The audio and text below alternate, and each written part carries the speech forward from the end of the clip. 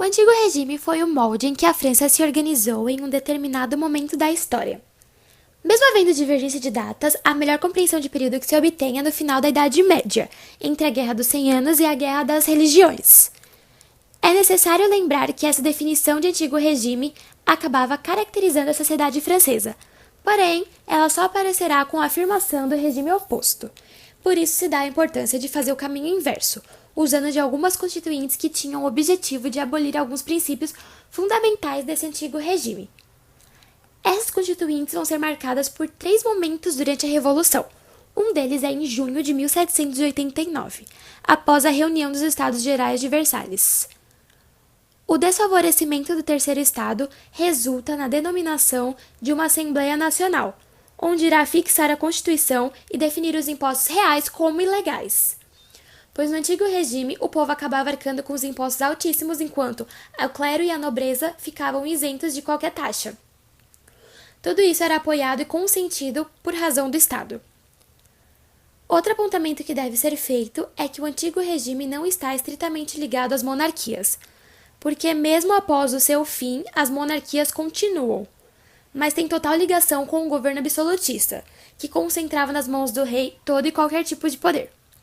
O terceiro momento foi durante o decreto do dia 4 e 11 de agosto do mesmo ano, em 1789, em que a Assembleia Constituinte vai destruir alguns resquícios do feudalismo, que eram tão presentes no antigo regime, como, por exemplo, o sistema de privilégios, a hereditariedade de cargos e as desigualdades de nascimento, que geravam uma sociedade sem mobilidade alguma. É importante ressaltar também que nesse período não foi contestado nem o poder do rei, muito menos o da Igreja, mesmo ambos sendo tão absolutos. O terceiro momento se deu durante o preâmbulo da Constituição, em 14 de setembro de 1791, onde muitas características do antigo regime foram modificadas, mas uma quantidade substancial ainda prevaleceu, como o regime ligado à Igreja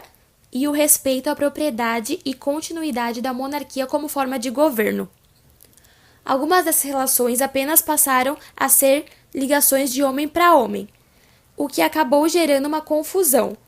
porque por mais que houve sim o fim do antigo regime, muitas de suas características prevaleceram por muito tempo. No entanto, essas constituintes não podem contemplar toda a definição de antigo regime se elas não forem mencionadas juntamente com uma série de acontecimentos no período de 1750 a 1850, que contribuem para defini-lo, como, por exemplo, fundação do serviço militar, aceleração dos transportes, industrialização, instituição e propagação de uma rede bancária, culminância do Código Napoleônico e uma unificação jurídica e administrativa. Bom, algumas teses dualistas que contrapõem o Estado e a sociedade, também são de extrema importância para o melhor entendimento dessa relação dentro do antigo regime, como, por exemplo,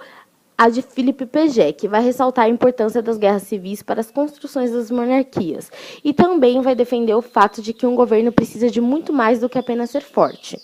e que reinados como o de Luís XIV contribuíram para o fortalecimento dessa ideia, inclusive usando de instituições administrativas criadas por ele mesmo para determinado fim. Já a concepção de Sagná, também dualista, no entanto, em uma corrente de tese oposta, vai defender a importância da sociedade nesse período, já que, na maioria das vezes, por se tratar de um governo absolutista, o papel do Estado sempre acaba sendo mais ressaltado, o que gera uma impressão de que não existia uma sociedade viva na França, quando, na verdade, ela se mostrou ativa durante o processo revolucionário. Por fim, o historiador Robert Monroe abre um questionamento importante sobre qual é a representação do antigo regime na sociedade em que vivemos hoje, onde, por meio de condições hierárquicas e sociais, ainda é possível enxergá-lo.